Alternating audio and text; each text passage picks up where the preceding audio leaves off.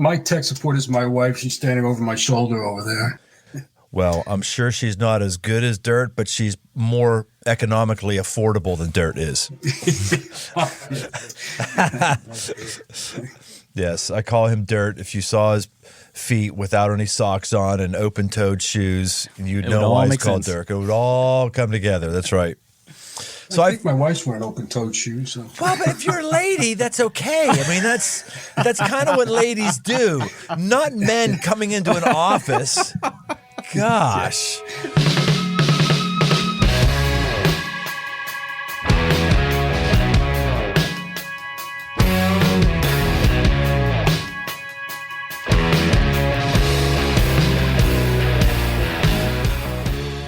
Welcome to The Aggressive Life. This is the final week of our special 5-part series called 5 Marks of Summer. And to celebrate the publication of a repackaged edition of my book, The 5 Marks for Man, we devoted each week this month to a deep dive into one of the marks. Today, we're going to finish up about what the 5th mark is, what's about that men are protectors. Now, these marks, in case you don't know them, these are not sequential. These are not in priority. They're just 5 things. Every man has 5 things. And we have weak areas in these marks. Some of us are better in some marks than the other. But every man that you respect, every man that inspires you, all of them have these 5 marks. This one, men are protectors. Now, you might not have heard of this guy's name, but I'm pretty confident you've seen his picture. Today's guest is Rich Miller. He is a distinguished specialist within New York Police Department's Emergency Service Unit, the city's most elite tactical and rescue division. Rich was part of the immediate response to the 9/11 attacks. And at Ground Zero on September 12th, Rich climbed up a pole and planted an American flag at the site. The image was captured by a crime scene photographer, and it spread, giving a shot of hope to a nation reeling. For months, Rich was part of an ongoing rescue and recovery effort at the site.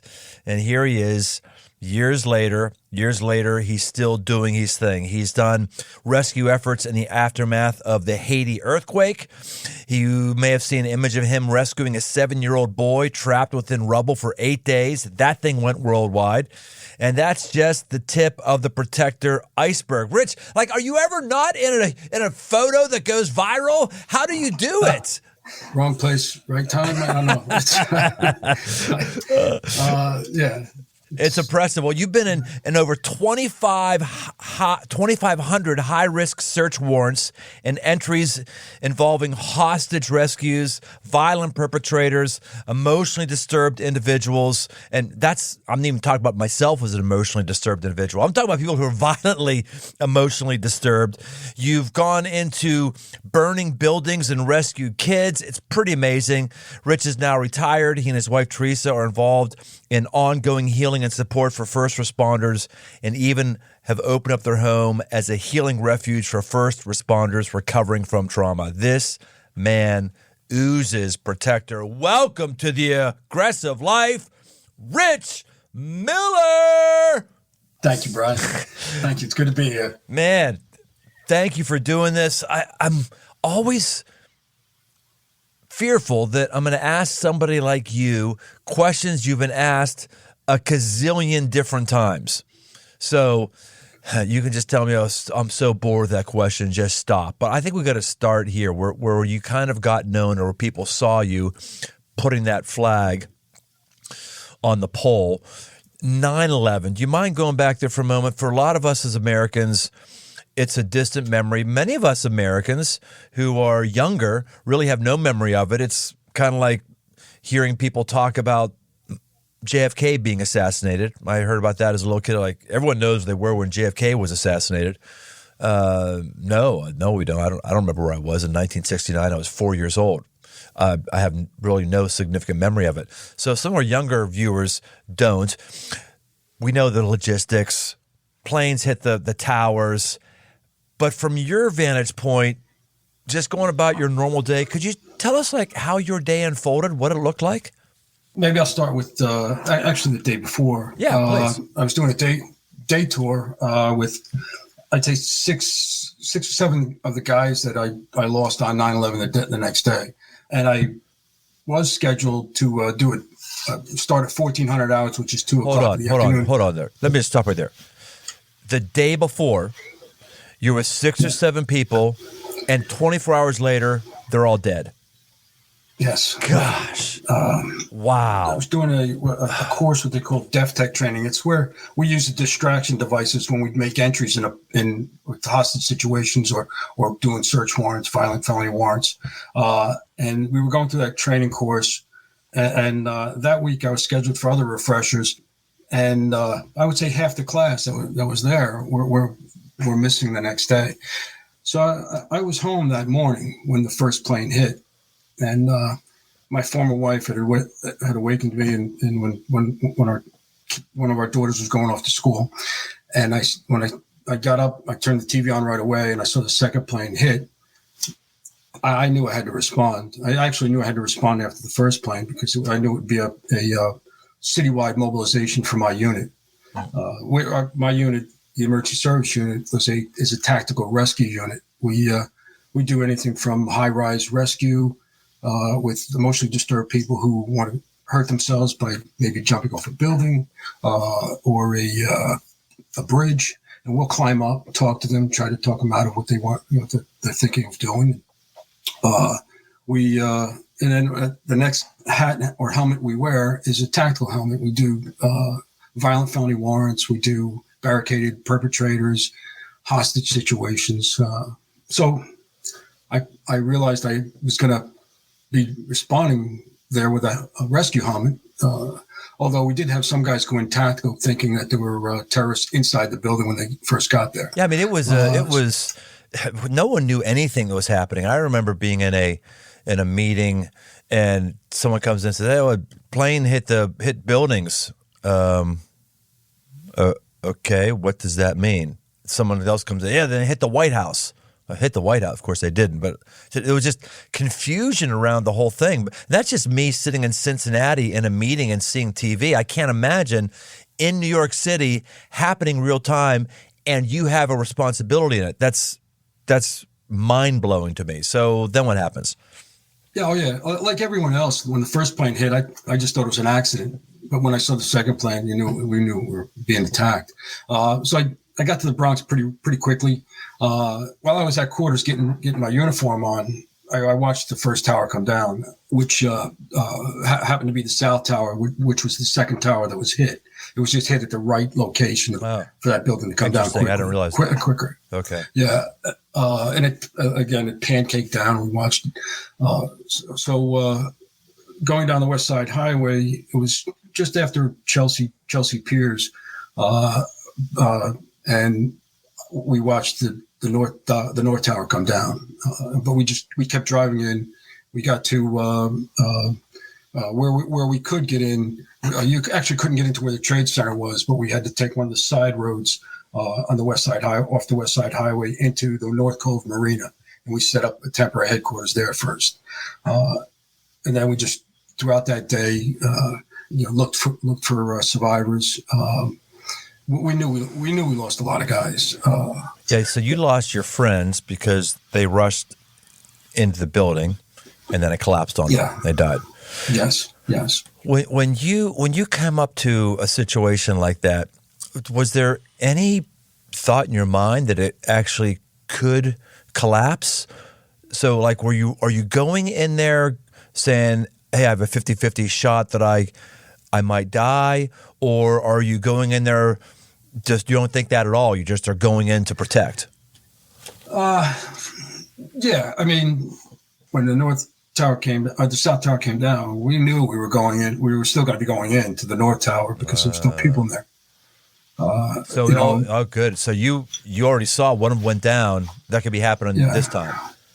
Yeah, because there was still hope that the North Tower would stay up and we'd still be able to rescue people. Yeah. But the teams that were in there, they were still fighting, even though the call was to get them out. There were still guys that I know personally. You'd have to drag them out, right. Because they knew there were people in there that needed help.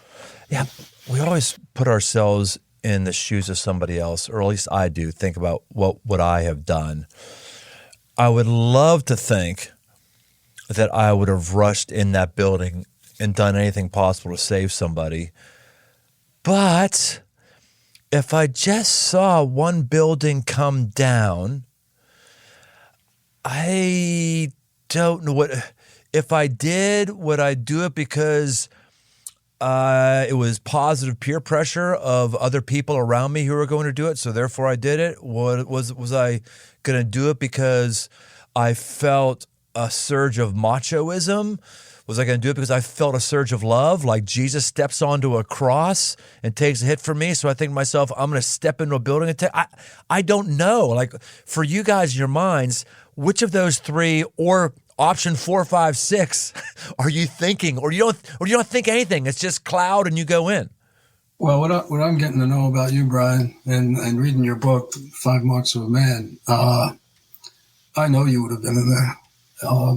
And you're an adventurer too, and I think a part of being the kind of work that we do, you have to have faith, right? That kind of work also requires a guy who seeks adventure as well. Interesting. It takes a lot to go up on top of a bridge, especially the George Washington Bridge or the Verrazano Bridge, to talk somebody down who may pull you with them. Right. I think it's in our DNA when we take on that kind of job. Interesting. It's our calling. Well, from what little I know of you, you've had a pretty difficult life. You had a difficult childhood. You've weathered a divorce. You've had multiple moves. You've been in and out of poverty. You've had a very full, and in many respects, a very, very painful life. Where did you learn the protector piece? Or is that not something that was learned? That's just something you felt was stuck in you at birth? It's funny because stuck at birth could be possible. I don't really give it that much thought. But I know as a young child that my mom and dad separated when I was 4, and I think they were divorced by the time I was 5, and I had a little sister. And I always remember my dad saying, you're the man of the house. You got to look after your little sister. And I was only 5 and 6 when he would say that. And then, they both remarried by the time I was like 7 or 8. I think they were both remarried by then. And I had later on had 2 other sisters, one from each of their marriages.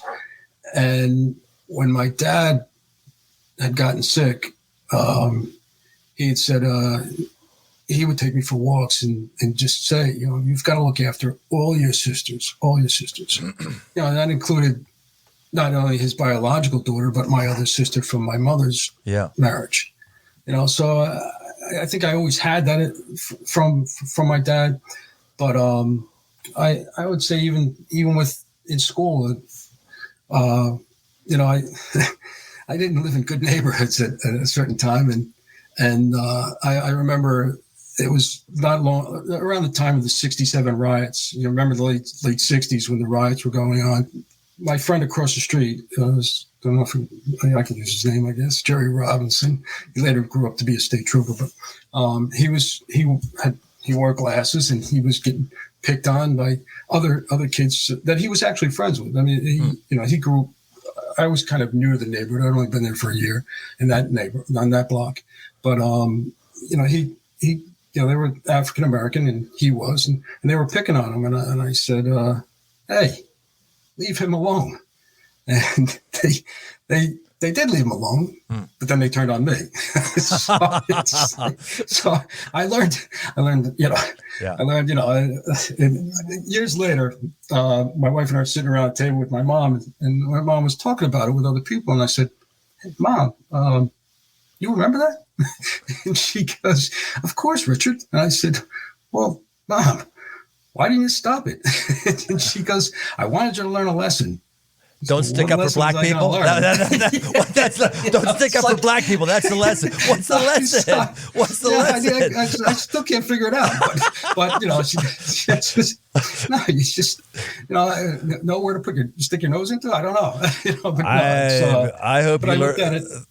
No, right. You did the right thing, and sometimes you get crap for doing the right thing. It's the way it works. Yeah, exactly. But learned your lesson. I'd have done it again. I'd have done it again. But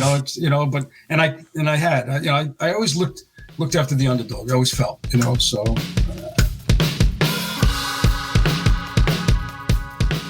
Today's episode is brought to you by AG1.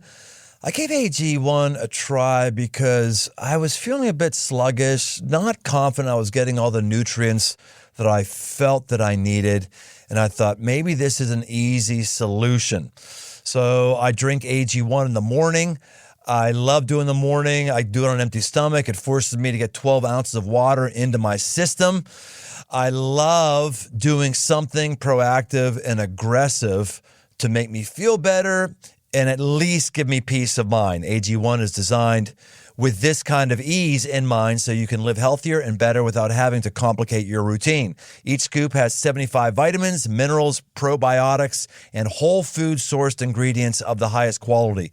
If you want to take ownership of your health, try AG1 and get a free 1-year supply of vitamin D and 5 free AG1 travel packs with your first purchase. So go to drinkag1.com/aggressive-life. That's drinkag1.com/aggressive-life to take control of your health. Check it out. Big news.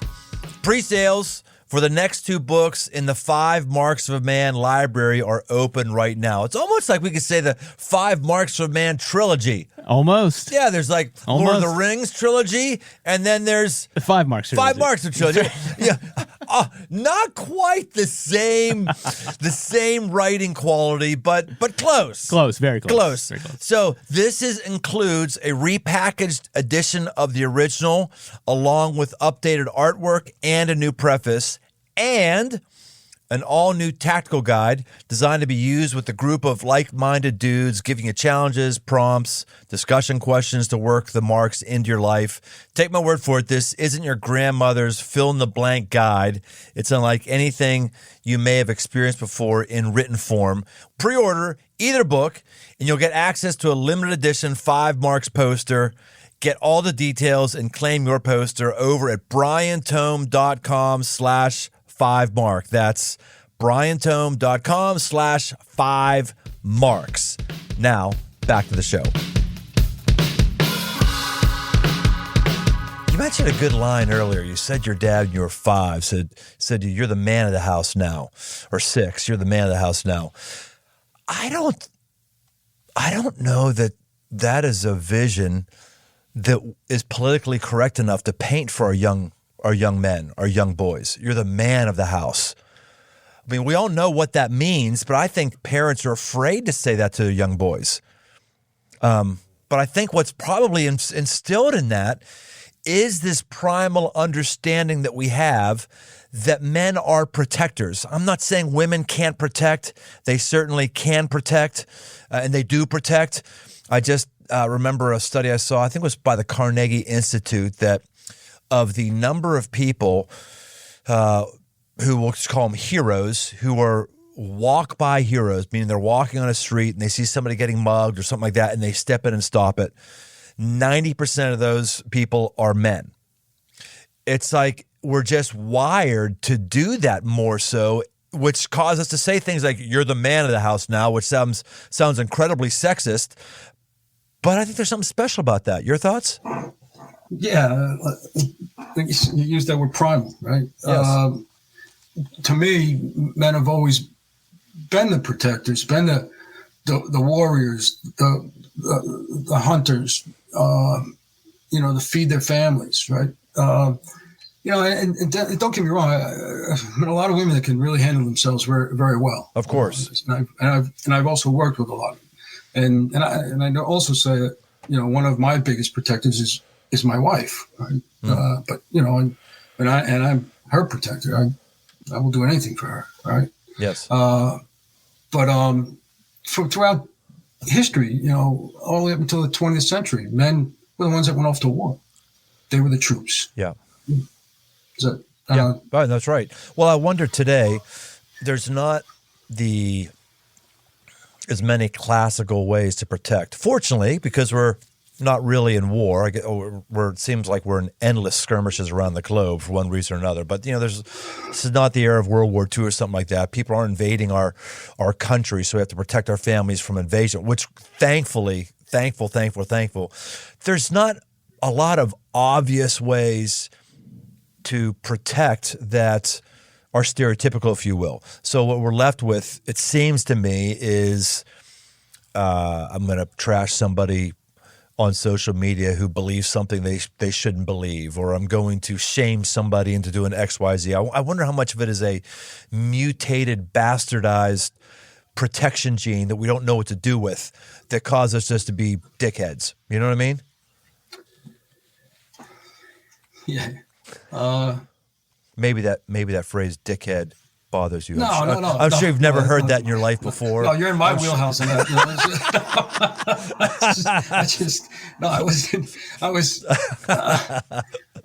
I was thinking something else as you were speaking. I'm sorry, and I kind of, been hitting the head a few times, fractured skull too with work and a couple of concussions, but and a few motorcycle accidents, you like motorcycles. Oh, that's right. And here you still are. After all of that, you're still living, talking, breathing, walking. Yeah. Well, that's what guys are, our generation. How old are you, Rich? I'm 63. I just turned 63 last. So you're a little older than me, and you've had even a more strenuous life than I have, being in the military and being in rescue operations. I've not done either one of those things, but kind of our generation was the generation that regularly were in the emergency room.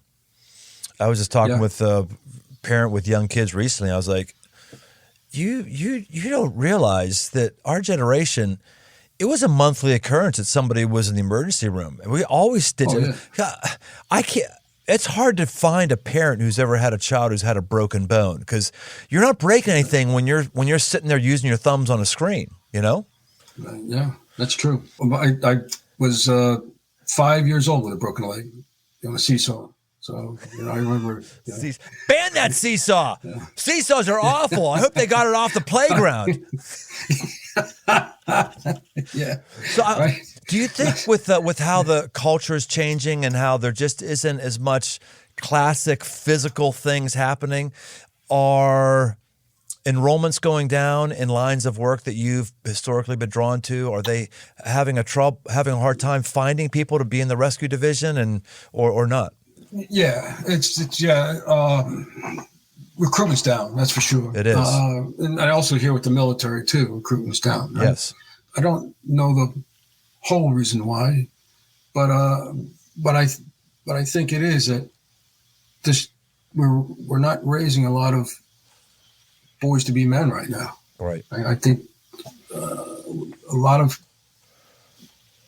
children. A lot of boys aren't growing up without God in their life, yes. and without the spirit of the connection to our country. Right.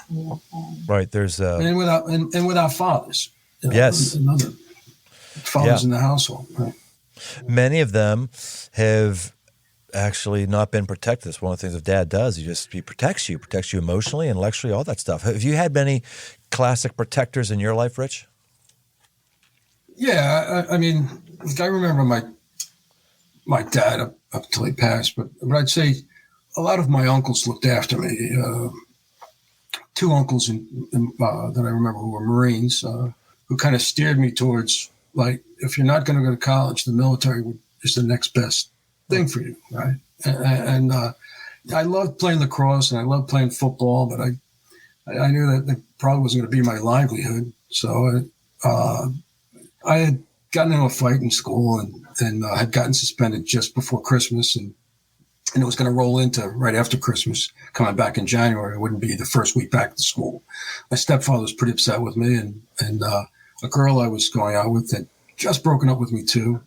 So December 28th of 1978, I woke up in the morning, went down to the recruiting office, walked in.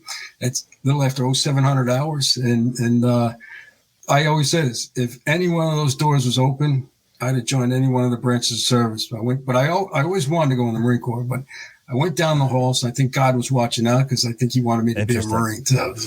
So I walked down the hall, and that last door on the left was open, and the recruiter was standing there shaving in front of a mirror with a white T-shirt on and his dress blue trousers. And I walked in, I said, "Hey," and I startled him. He looked at me, and I told him, "I want to join." And he said, "I'll be right with you. Sit right down." Oh, wow. And, but when they put the book down in front of me of jobs in the service, I saw military police, and I said, "That's something I would like to do."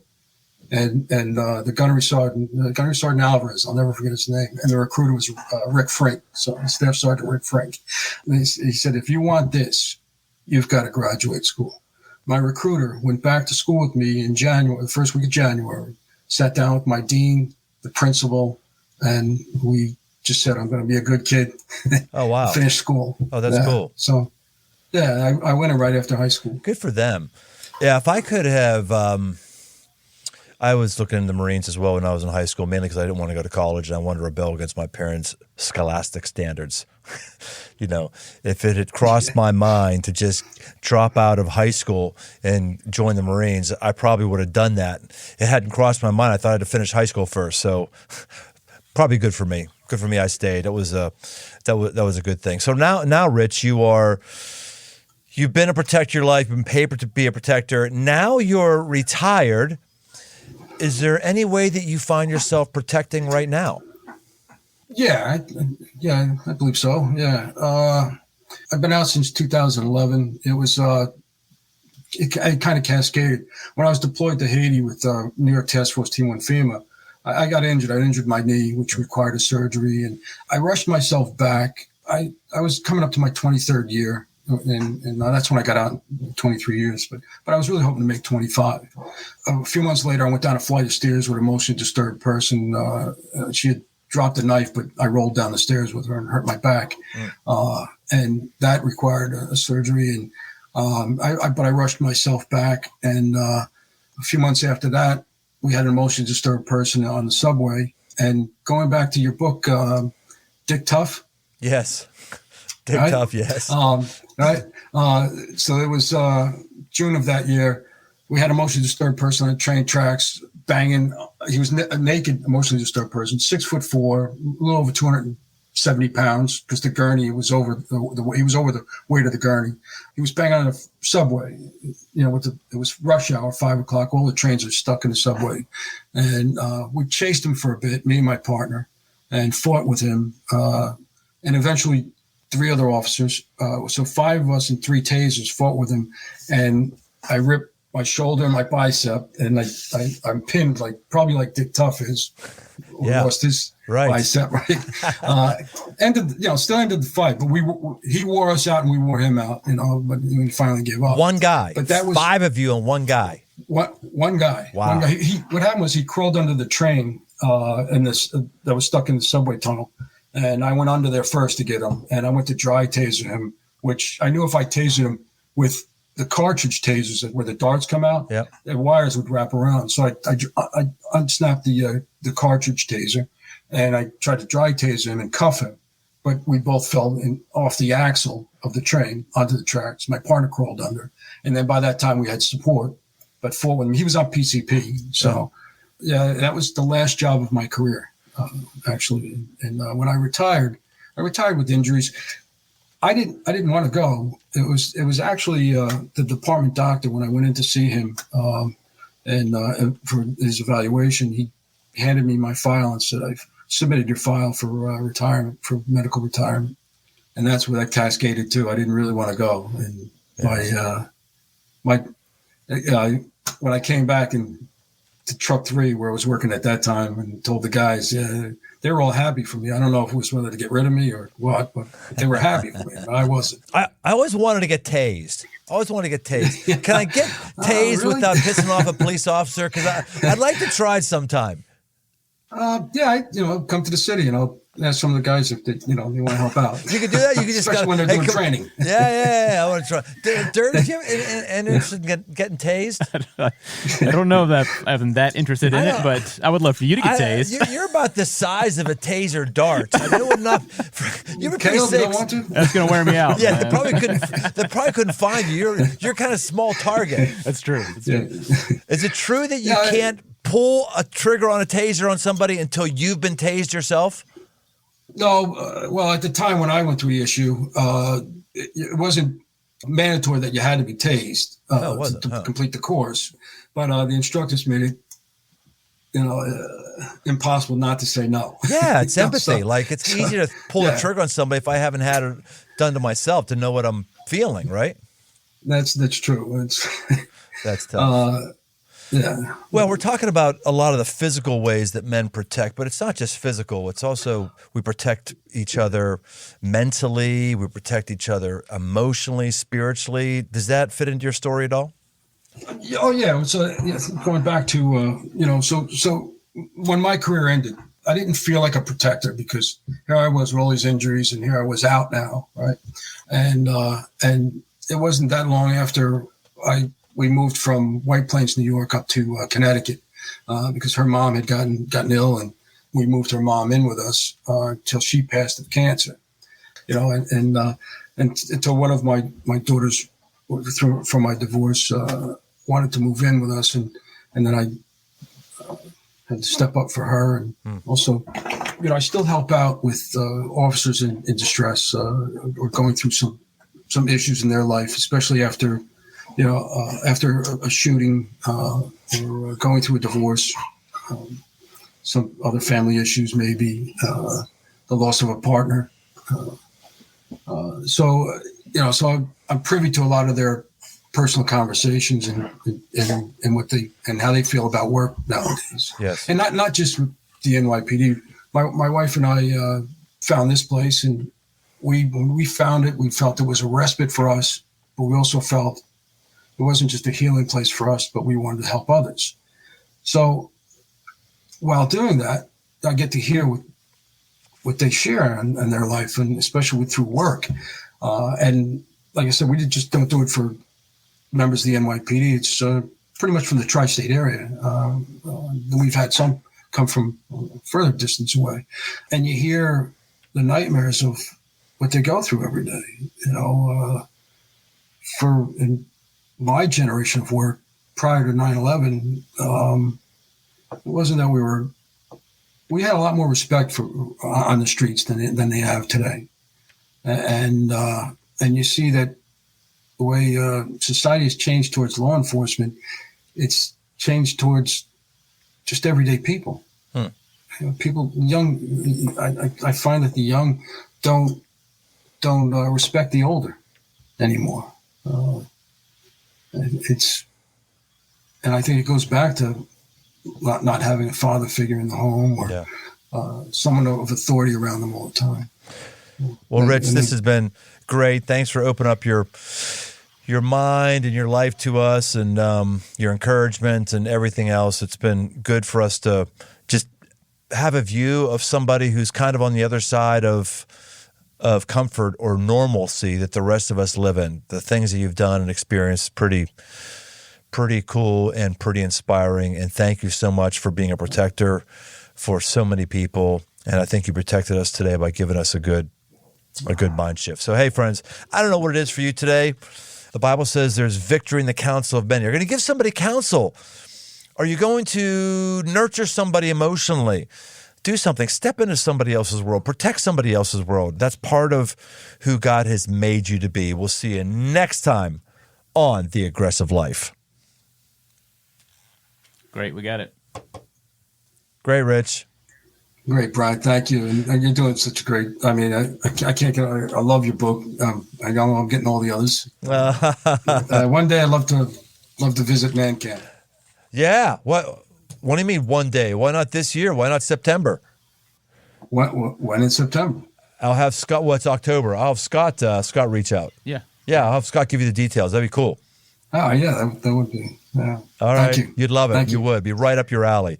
A lot of vets there. We find that it's a place where, more of the prototypical man shows up. I mean prototypical. I don't mean like not the kind of guys that Hollywood portrays, who are real men, but not that kind of button-up thing. Got a lot more blue collar and first responders and veterans.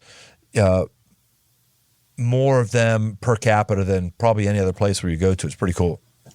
I'd love to visit. Thanks, buddy. I appreciate it a lot. Take care and God bless.